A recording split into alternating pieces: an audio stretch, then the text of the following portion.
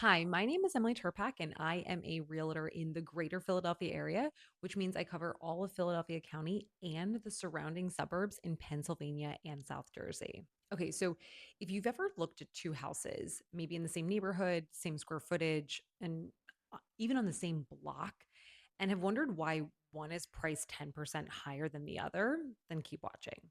I'm going to break down exactly how pricing works in Philadelphia because it's not just location, location, location. There are steadfast rules to this city with some real exceptions. And honestly, that's exactly why you want to work with an agent who specializes in Philadelphia specifically and not just someone who just happens to hold their license in Pennsylvania. The nuance in the city runs block to block and sometimes even one side of the street to the other side of the street. So let's get into it. The general rule in Philadelphia is kind of simple. The closer you are to center city, the more expensive the property is going to be.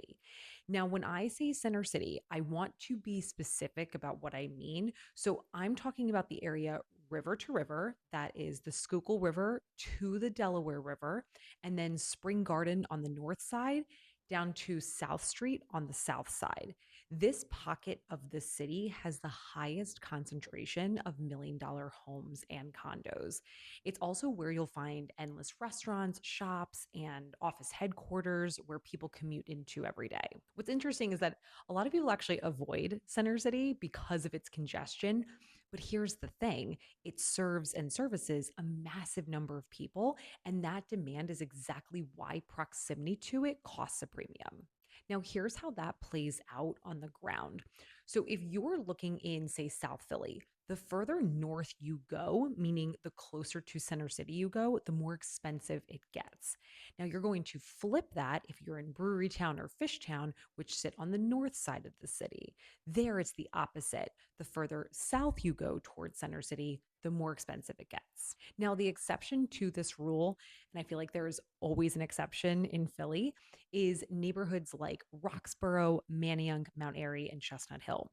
Those are further away from center city, so that proximity factor matters a lot less. But the second major factor in pricing is how close a house is to restaurants and shops. People generally choose to live in the city for one big reason, and that's the ability to walk to places. Some residents don't even have cars in Philly. Others just don't want to rely on a car to grab a cup of coffee. If they wanted that lifestyle, they would just live in the suburbs. Let me give you an example. So think about Passyunk Ave in South Philly or Frankfurt Ave in Fishtown. These streets are lined with commercial spaces. So fitness studios, restaurants, cafes, clothing stores, antique shops. The closer you are to that kind of action, the higher the price is going to be. Now, one caveat here though, there is such a thing as being too close. So being right on top of a commercial corridor comes with some trade-offs too, right? So noise, foot traffic, food deliveries. So close doesn't mean closer is always better past a certain point. So being a half a block from Frankfurt Ave is probably actually not going to be as desirable as if you were maybe 1 or 2 blocks away. Now let's talk about the actual structure of the home because that plays a huge role in pricing. And I want to make sure everyone watching understands the terminology first. In Philly, you have condos and then you also have houses. But house isn't one category. There are actually a few distinct types.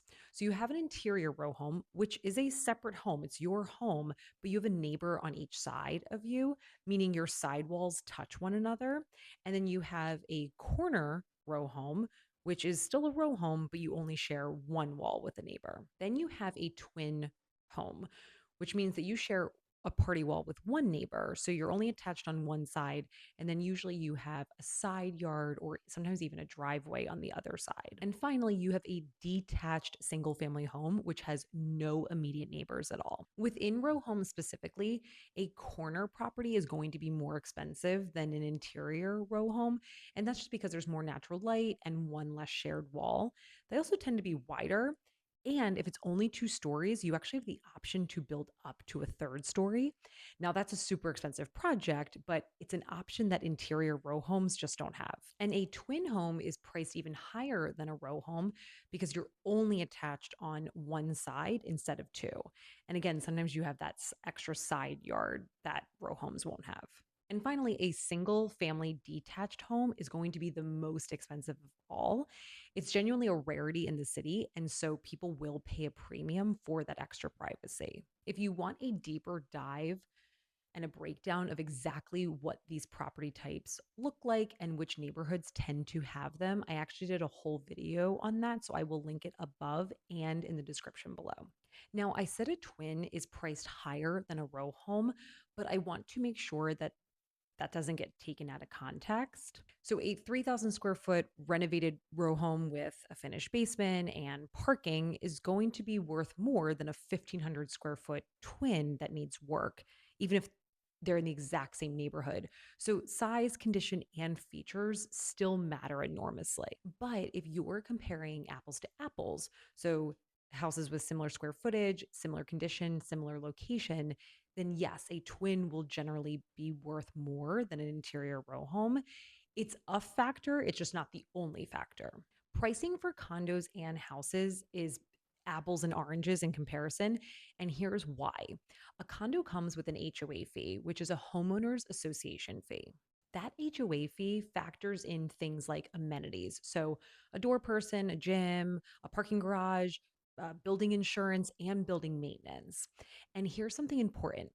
HOA fees can rise dramatically if a building is poorly run or if maintenance has just been deferred for too long.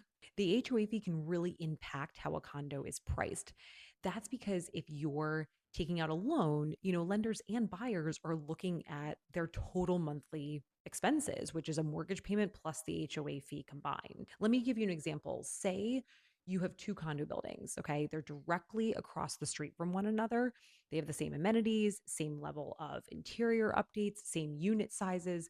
But building A has a monthly HOA fee of $500 and building B has a monthly HOA fee of $700. The units in building B are going to be priced lower to offset the higher monthly HOA fee. There is also something called a special assessment that you want to watch out for. So, this happens when a building needs a lump sum of money for construction or repairs that goes beyond what they have saved in reserves. I've personally seen special assessments as high as $36,000. And if you try to sell a unit with an unpaid special assessment attached to it, expect a lower sales price as a result. Next, let's talk about the interior of the home and how that plays into pricing, because this part might actually surprise you. Obviously, a more updated property is going to sell for more than a fixer upper. That's a given. But here's the nuance. People will actually pay more for a house in Philly with original character. So I'm talking original hardwood floors with the back black walnut inlay, a vintage tile bathroom, crown molding, an original staircase. To some buyers, they would look at a house like that and say, oh my gosh, that's a complete gut job waiting to happen. But others, all they will see is history and they absolutely love it. So, knowing which type of buyer you are and which type of buyer you're marketing to if you're selling makes a real difference. Now, in terms of the most expensive price per square foot, new construction takes the cake hands down. That's because everything is brand new. So, the roof, the facade, the foundation, the electrical, the mechanicals, the plumbing, the floors, the drywall, you're paying for all of that. New construction is always going to push the upper limits of pricing in any given area. But here's the silver lining in that. So, with new construction properties, you will most likely qualify for the city's 10-year tax abatement. So, if you're considering new construction, definitely look into that. It can mean some real savings over the life of the abatement. Next topic when it comes to pricing is about parking. So, private parking is another factor that can really swing the price of a home significantly. Parking can mean a driveway, a garage, or a dedicated parking spot. Now, depending on the neighborhood, Private parking can add anywhere between $15,000 and $100,000 to the price of a home. Essentially, the more densely populated the neighborhood is, the higher the premium is going to be. But if street parking is relatively easy to find in that area, the price bump for private parking tends to be a lot lower. And within parking types, your own private garage is going to be the most expensive option, even more than a driveway, which is just more exposed and arguably less secure and open to the elements like rain and snow, things like that. Finally, let's talk about school catchments because even if you don't have kids, this should actually still technically matter to you. That's because if a house sits in a particular school catchment, it could be worth more than a comparable home just outside of it. Now, here's the flip side. If you buy in a highly rated catchment, you can then highlight that when you go to sell. And at that point, you should be able to command more money than a home sitting nearby in a different catchment. So it's kind of all relative. The one thing I do want to flag is that there are currently talks about closing 18 schools and redrawing 18 catchment boundaries here in Philadelphia. Now, if those changes go through, it could genuinely shift the value of properties within those catchment lines. So, if you're starting a search right now, that's definitely something worth keeping an eye on. So, that's the real breakdown of how pricing works in Philadelphia. It's really proximity to center city, walkability, property type, condo specific factors, the interior condition, whether it's new construction or not, and if it has parking and what school catchment it's in.